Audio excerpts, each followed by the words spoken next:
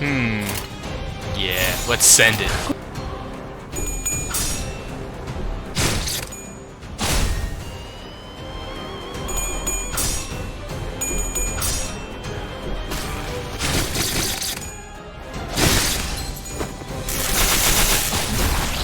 예사롭지가 않은데?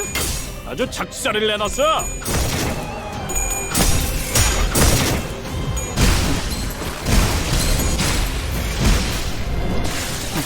우와! 저건 진짜 아프겠는데? 야, 괜찮냐?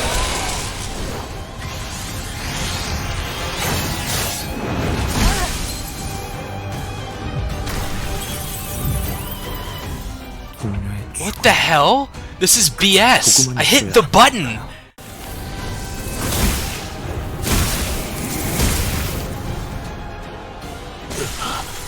다시 선별 과정을 거쳐야 하는 것인가? Why am I dead?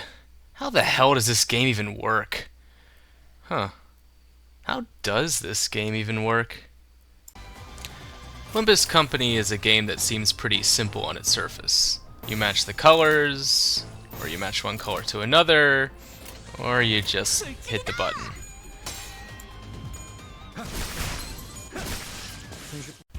Under the hood though, this game is actually pretty complicated, and I'm not just talking about the recent abundance of TLDR IDs. While this game usually does do a fairly good job of explaining its keywords, there's quite a few aspects of Limbus Company that the community either misunderstands or just plain lacks wide knowledge of. There also aren't many resources on how some mechanics work, so if you have a question, often your best bet is asking strangers, hoping they know what they're talking about, which they often do not. So, let's take a look at some of these misunderstood mechanics, and hopefully we can learn a thing or two. What do you mean you're still gonna click the button? First of all, let's talk about these two numbers.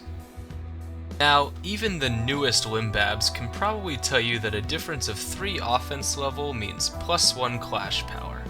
Yeah, we all watch the ESCU videos, you're not special. But that's not all this number does. Though not exactly obscure, offense level does actually affect damage output. It's roughly 3% per level, though at higher values it falls off a bit. At a difference of 1, it's 3%, but at a difference of 10, it's about 28%. As you can see, the fall off is pretty minimal, so the 3% difference is useful and mostly correct in most cases.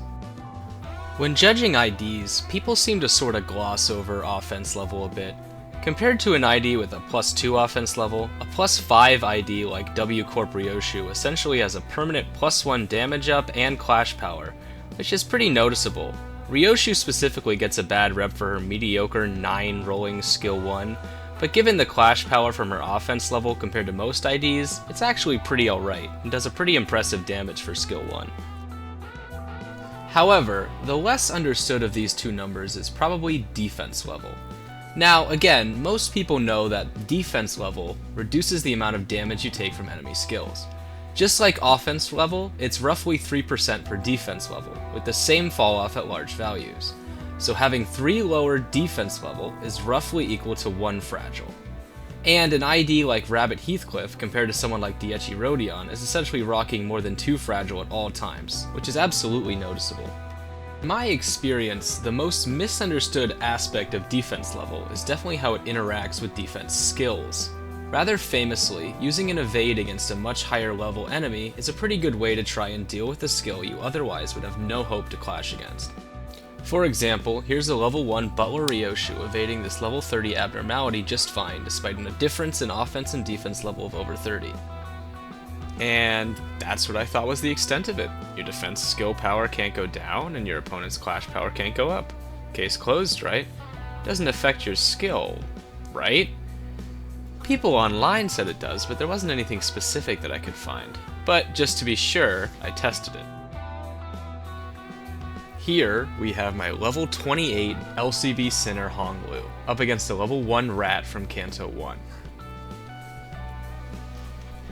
Honglu evades, rolls heads, and hits a 20. Yeah, as it turns out, while enemies' offense skills can't gain power against a defense skill, the defense skill can gain power against an offense skill. Much like in clashes, each defense level of 3 over your opponent's offense level does indeed grant +1 final power to your defense skill. And yes, this does affect guards, though obviously it's a lot less relevant there. That was until Zwei West Ishmael came out, and now it's very relevant. Because her guard can clash and deals stagger damage on clash win, including the additional clash power you gain from higher defense level, it matters quite a bit. But enough about those numbers. Let's very quickly talk about these numbers.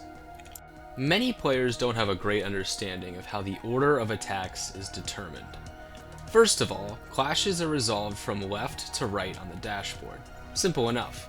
However, how is that order determined? First of all, any ID has an equal chance to roll any number within their speed range, so an ID with a 3 to 7 speed range has a 20% chance of rolling at 3, 4, 5, 6, or 7. Attacks then resolve in order of speed. However, when 2 or more IDs roll the same speed, the order is determined by deployment position.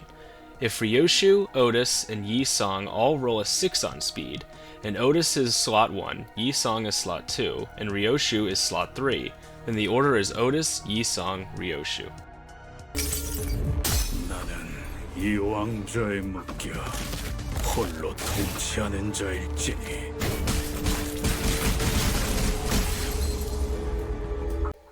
Many of you will remember some of the discussions surrounding Heathcliff's new WoW ego at the end of the Season 4 Battle Pass.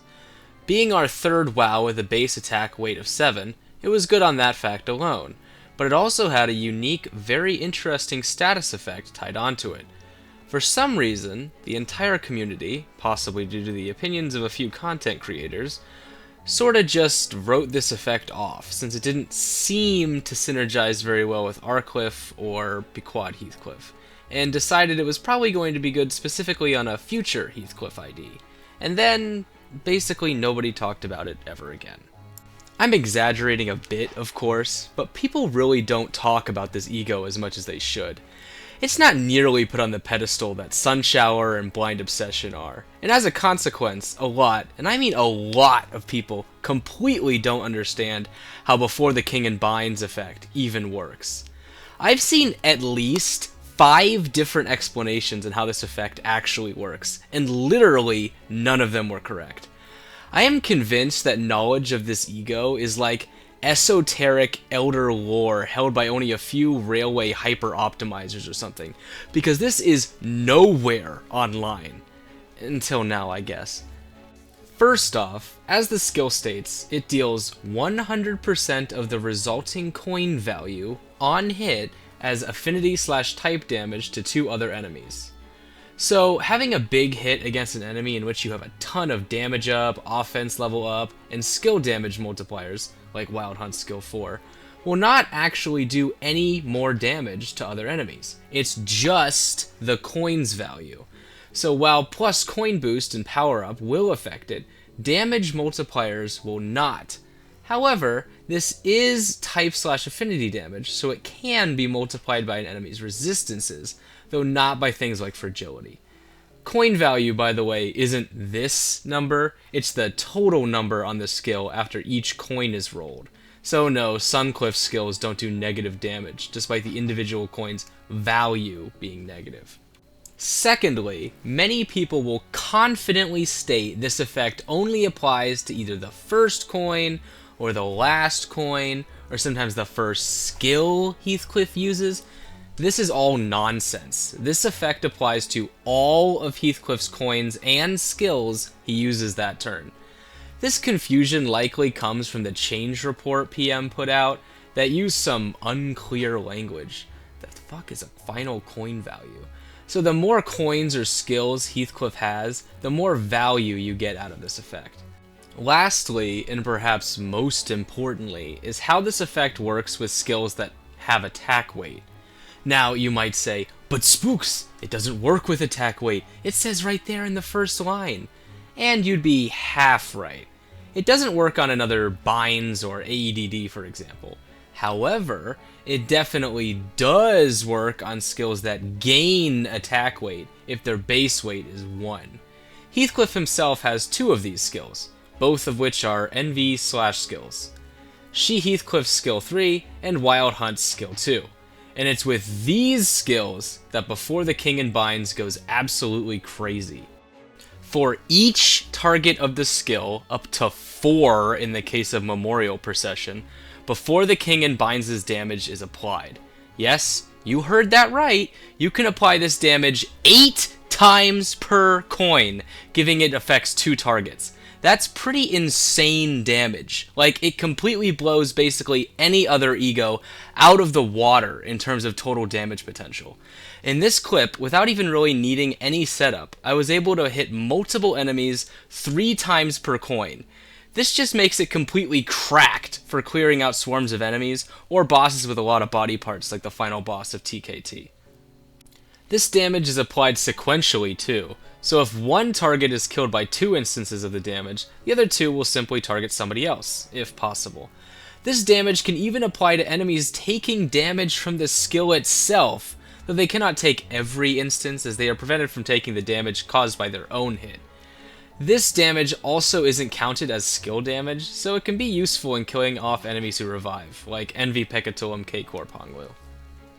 So basically, use binds. For God's sake, this ego is crazy, like insanely cracked. Even if this is a bug somehow and they haven't noticed it after 4 months, it's still a ton of damage you're spreading around even without the attack weight multiplier. I highly recommend Fred spinning up the 4. It's so good. Speaking of Wild Hunt, when he first came out, many people talked about how his new impending ruin status could interfere with Echoes of the Manor, which would make him possibly very bad on a sinking team. This fear seems to have subsided by now, as many people still seem to run him on sinking for his incredible damage. But people still largely seem to not understand how panic type changes actually interact. Now, first of all, this only applies specifically to enemies that both have sanity and do not have fixed panic. Against all other enemies, these 2 statuses actually don't interact at all. They are simply effects that, rather uniquely, affect the whole creature, not just a singular body part, which is why you may have been unable to find the effect when clicking on an abnormality's body, for example. Now, enemies that fit these criteria and are suitable for testing are actually not very common, and made testing this somewhat... Actually, yeah, let's get into that. To test this, you, of course, want an enemy with sanity and no fixed panic. Additionally, they need a decent amount of HP, a few hundred at least, and preferably be in a focused encounter. Now, pop quiz, who's the most recent enemy to fit all these criteria? I bet you're thinking of a lot of different enemies right now.